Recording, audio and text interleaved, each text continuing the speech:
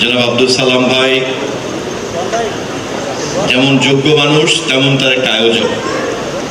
এত চমৎকার একটা আয়োজন করেছেন এবং একটা চমৎকার থিমের ভিত্তিতে, একটা চমৎকার একটা ধারণার ভিত্তিতে এটা করেছেন যে এটা শুধুমাত্র তাকে ধন্যবাদ দিলে পোষায় না। আমি মনে করি যে এর একটা সুদূর প্রসারী কিন্তু প্রভাব আছে। আমি আমার ধন্যবাদ তার কাছে সঠিকভাবে পৌঁছানোর জন্য আপনাদের সকলের কাছে একটা করতালি আবহাওয়া করছি। যাদেরকে আমরা ক্রেস দিলাম তারা কেউ কেউ নিজেরাই শিল্পী, গুণী শিল্পী, আমাদের শিল্প জগৎ, সংস্কৃতি জগতের উজ্জ্বল তারকা। কেউ কেউ আমাদের কাছ থেকে বিদায় নিয়েছেন, যে তারকারা তাদের পক্ষে তাদের উত্তরসূরি হিসাবে আমাদের কাছ থেকে গ্রহণ করেছেন। আমি ব্যক্তিগতভাবে তাদের স্পর্শ করতে পেরে এবং তাদেরকে এই আয়োজকদের পক্ষ থেকে, সিটি কর্পোরেশনের পক্ষ থেকে এই ক্রেস্ট হস্তান্তর করার যে সৌভাগ্য, এটা আমার জন্য একটা বিরল সুযোগ। আমাদের যখন কৈশোর, আমাদের যখন প্রথম যৌবন, তখন যাদের সিনেমা দেখে, যাদের গান শুনে শুনে আমাদের মনোজগৎ তৈরি হয়েছে, আমাদের মধ্যে রুচি, সংস্কৃতি, আমাদের প্রথম রোমান্স, যেগুলির যে গান, যে চলচ্চিত্র, যাদের মুখভঙ্গি, যাদের ব্যক্তিত্ব, অভিব্যক্তি, অভিনয় ইত্যাদির উপরে ভর করে বড় হয়েছে, আমি তাদের মাঝে আমরা যে আজকে উপস্থিত হতে পেরেছি, এটা শুধুমাত্র অনুষ্ঠানের অনুভূতি না, তারকাদেরকে স্পর্শ করার একটা অনুভূতি। আমি বিশেষ করে কয়েকজন কিংবদন্তি শিল্পীকে এখানে উপস্থিত দেখছি। বিশেষ করে সুজাতা আজিম, সুচন্দা ম্যাডাম, তারা আমাদের একেবারেই মানে প্রথম দিককার। তারপরে তো অন্যান্যরা আছেনই, আবার অনেকে তো বিদায় নিয়েছেন। আমি এই প্রজন্মের যারা এখানে আছেন তাদেরকে অনুরোধ করব যে সংস্কৃতির জগৎ, চলচ্চিত্রের জগৎ একটা গুণগত পরিবর্তন ঘটে গিয়েছে। আমার যতদূর ধারণা, এই সিনেমা হলে বোধহয় সিনেমা দেখানো হয় না, হয় কি? চলে চলে ঈদে চলে, 2 ঈদে চলে। তার মানে এটা একটা সিঙ্গেল স্ক্রিন, এবং কোনো শুধুমাত্র উৎসবের জন্য হয়তো 2 ঈদে দেখানো হয়। বাংলাদেশে আমি গতকালকে পর্যন্ত আমি তথ্যমন্ত্রী ছিলাম, আজকে আমি এখন মাননীয় প্রধানমন্ত্রীর রাজনৈতিক উপদেষ্টার দায়িত্ব পেয়েছি। তো যার জন্য আমি একটা হিসাবটা জানি, প্রায়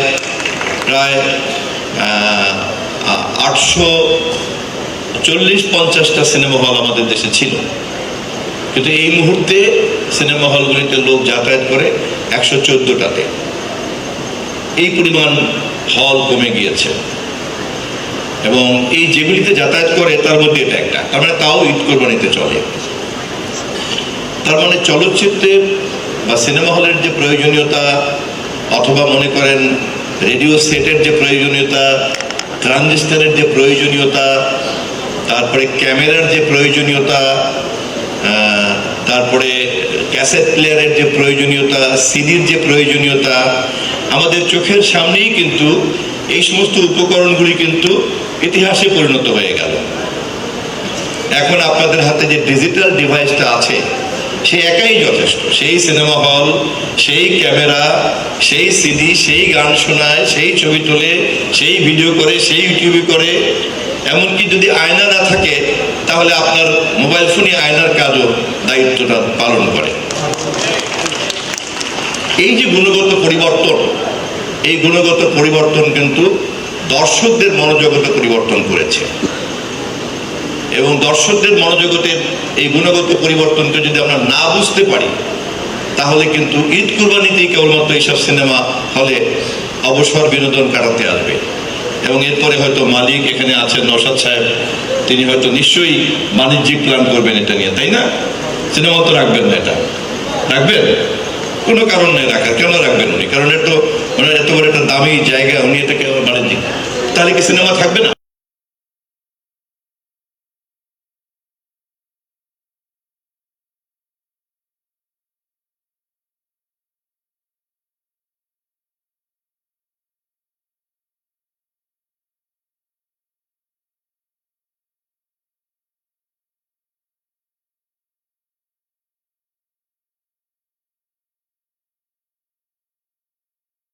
তার মধ্যে মানবপ্রেম তৈরি করা যায়, তার মধ্যে কল্যাণ বোধ তৈরি করা যায়। এবং সেই কারণেই রাষ্ট্রেরও উচিত যে এইখানকার যে উদ্যোক্তারা, নির্মাতারা, শিল্পী, কলা কুশলী, তাদের প্রত্যেককে পৃষ্ঠপোষকতা দিয়ে দিয়ে দিয়ে দিয়ে এই জগৎকে ধরে রাখতে হবে। এই জগতে যারা আছেন তাদের রুটি রুজির দায়িত্ব শুধু তাদের উপরে ছেড়ে দিলে চলবে না, কেননা এটা এমন কোনো বড় পেশা না। সে কারণে রাষ্ট্রকে পলিসি সাপোর্ট দিতে হবে। এখনকার এই ধরনের বিনোদনের যে কন্টেন্ট, এই কন্টেন্টের বাজার কিন্তু এখন ডিজিটাল মার্কেট। অতএব প্রত্যেকটা নির্মাতাকে নিশ্চয়ই এখন এই পুরনো দর্শকের যে কাঠামো, সেই কাঠামোর বদলে নতুন দর্শকের এই যে মনোজগৎ, সেটাকে বুঝে ডিজিটাল মার্কেট প্লেসটা বুঝতে পেরে দেন যদি আপনার কন্টেন্ট ডিজিটাল মার্কেট প্লেসে প্লেস করা হয়, তাহলে সে ডিজিটাল পেমেন্টের মাধ্যমে তার ডিজিটাল ডিভাইসে সে আপনার ছবি দেখবে, আপনি আপনার সমস্ত পেমেন্ট পেয়ে যাবেন। এই সিনেমা হলের যে ইনকাম এই স্ট্রাকচারাল ইঞ্জিনিয়ারিং এর মধ্যে ছিল, তার চেয়ে লক্ষ গুণ বেড়ে যাবে। ফলে মডার্ন ডিজিটাল মার্কেটিংকেও কিন্তু মডার্ন এই সমস্ত আপনার চলচ্চিত্র দর্শককে টার্গেট করে নির্মাতাদেরকে লক্ষ্য করতে হবে। এবং তা যদি করতে পারেন, তখন সেই তালে তালে তালে তালে কিন্তু আমাদের এখানকার নতুন প্রজন্মের প্রতিভাবানরাও কিন্তু তখন সেইভাবে প্রস্তুতি নিয়ে শিল্পী হিসাবে আবির্ভূত করবে। সেভাবেই কিন্তু তখন নতুন নতুন শিল্পী তৈরি হবে। সেভাবেই কিন্তু আমরা যেমন এখন সাকিরাকে দেখি সারা পৃথিবী মাতিয়ে রাখে, মাইকেল জ্যাকসনকে শুধুমাত্র গানই শোনে না, তার সঙ্গে তার অভিব্যক্তি, তার নড়াচড়া, মুভমেন্ট, ছন্দের তালে তালে, মিউজিকের তালে তালে, সেগুলিও কিন্তু একটা বিরাট বিনোদনের অংশ হয়ে দাঁড়িয়েছে। আমি সিটি কর্পোরেশনের প্রশাসক সালাম ভাইকে সর্বশেষ এই কথা বলে আমি বিদায় নেব। আগামীতে নির্বাচন এখানে হবে, কে প্রার্থী হবে সেটা আমাদের মাননীয় প্রধানমন্ত্রী ঠিক করবেন। কিন্তু আপনি যে উদ্যোগগুলি নিয়েছেন, এই উদ্যোগগুলি প্রমাণ করে আপনি এই কর্পোরেশনের, এই মহানগরীর একটা অভিভাবক, পিতা এবং সংস্কৃতিবান অভিভাবকের দায়িত্ব